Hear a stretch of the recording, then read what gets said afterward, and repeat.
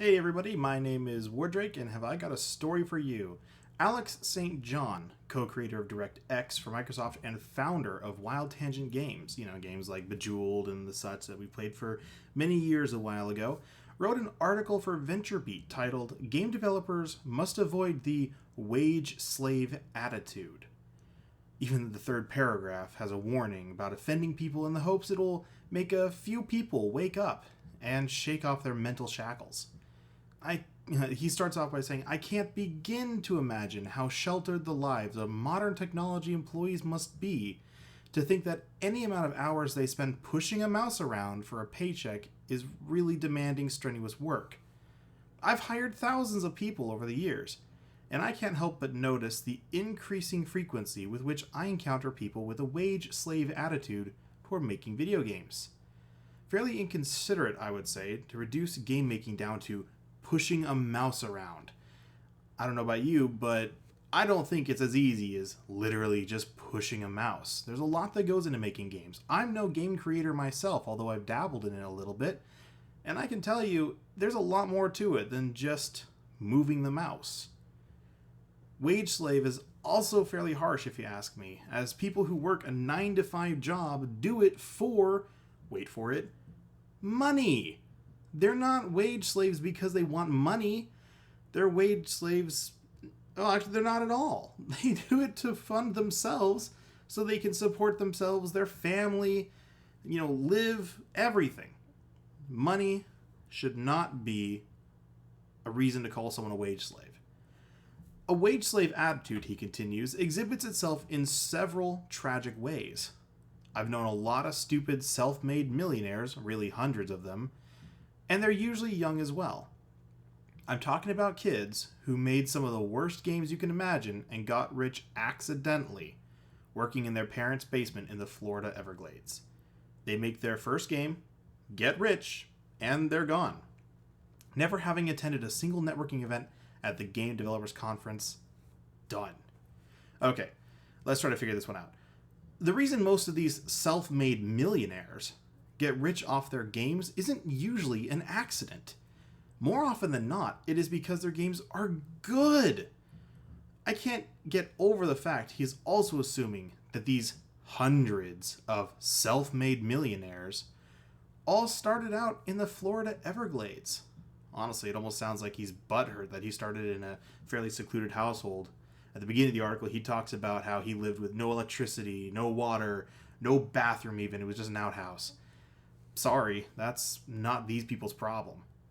And while true that several people make one game and that's it, it could also be that they told their story and don't have any more to make. This would also make sense why they don't attend networking events. Why does he care if they network even?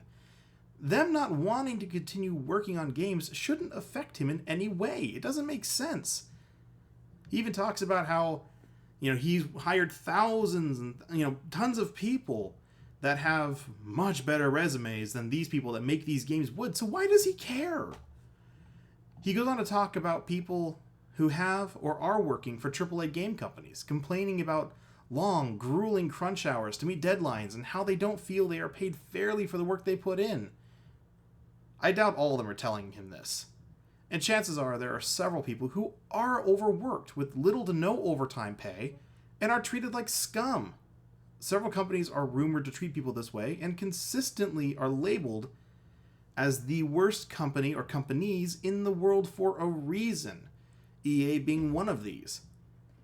He even continues by saying, listening to them complain about it, you would think that they are trapped in some disenfranchised third world country forced to dig for blood diamonds to feed their families. Wow. Honestly, they must be really complaining then. The work conditions they are describing to him, I don't even understand how he could come to any line of this thought or idea unless they're describing literal illegal working conditions with people dying at the mouse and being strip searched after every shift just to make sure no one is stealing any data they just worked on.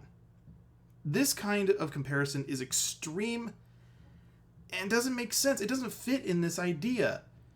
It doesn't work. It's also very... can't even think of the word I'm thinking of. Well, either way, it's insincere to those that do dig for blood diamonds.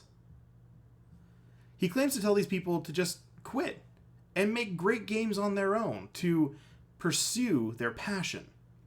As if it's so easy to just get up and leave when you have expenses to pay, usually people to take care of, and basically leave the guaranteed paycheck at your job for the possibility of a paycheck if your game sells, provided it actually happens.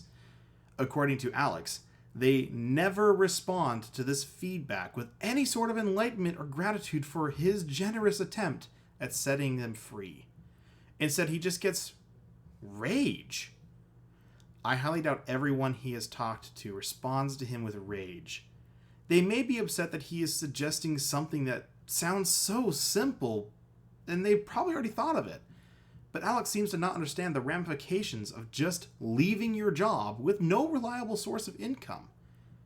If you just up and left your job that you're getting paid for, to basically just say, I'm going to go make my own game, I'm going to become world famous by making an amazing game, is easy? No. Not even close.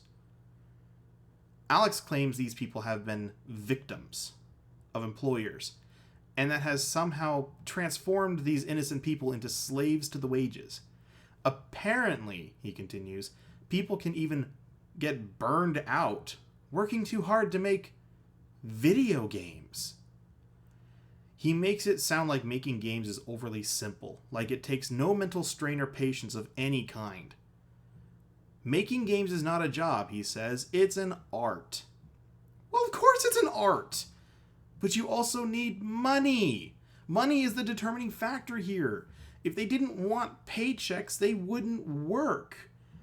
Well, that's not 100% true. There are many of those out there that do their job with no intent to get paid, and they can sometimes do well.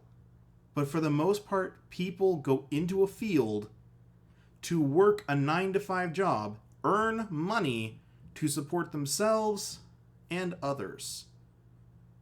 It's common sense.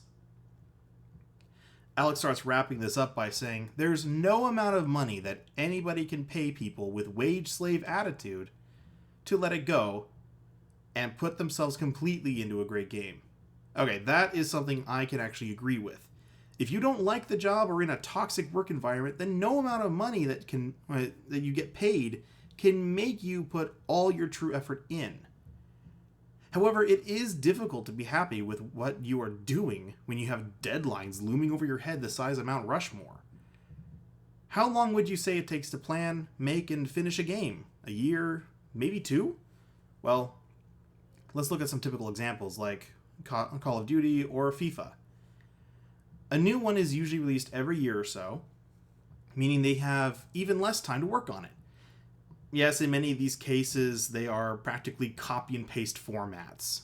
Many times have they talked about how Call of Duty is literally copied and pasted with new skins or new guns. Same thing for FIFA, and sometimes even getting worse with their copy and pasting.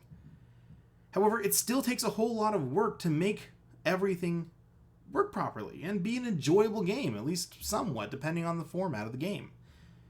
Even copying and pasting code takes time. There's millions of lines of code for everything you do in a game. It's not so simple to just type, done.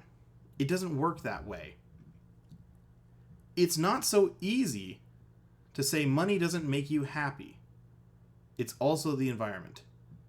No wonder they turn into wage slaves. Believe it or not, here's where it gets worse. It's like, he's closing his article. You'd think he'd be done. No, he keeps going.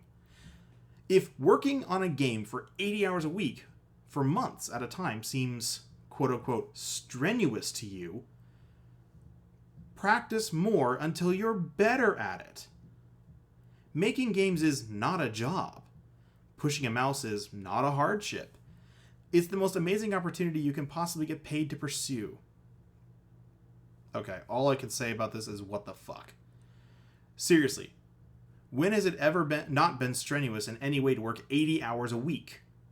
Even if it is not physically exhausting to move a mouse and type a few 100,000 lines of code, it doesn't mean it isn't stressful, tiring, or even, dare I say it, strenuous on the mind. And who's to say they work 80 hours just because they need more practice? If your boss tells you to work 80 hours in a week, you damn well work 80 hours that week, even if you could have gotten it all done in 40. And what I mean by this is, if he says, I expect you to make this within 80 hours in the week, and you make it within 40, he'll probably tell you to, well, keep going. It's not so simple as to just be, well, you're obviously not talented enough to get it done in 40, so you gotta work 80.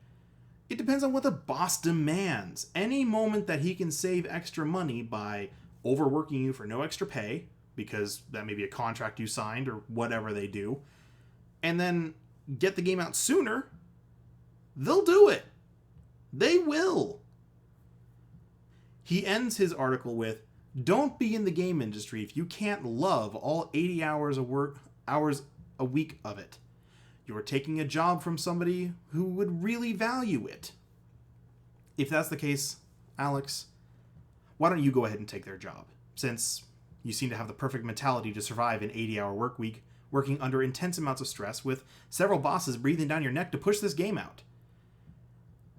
It just doesn't begin to make sense to me how somebody who is in charge of this gaming company, and I use that loosely, I'm not a fan of Tangent games, never have been. I've always found them to be shoddy pieces of work.